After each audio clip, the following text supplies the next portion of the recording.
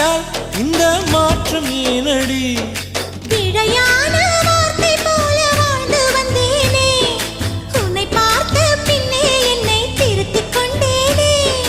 புரியாத கவிதை போல வாழ்ந்து வந்தேனே, அவையாவும் முந்தன் கண்ணில் அர்த்தம் கண்டேனே.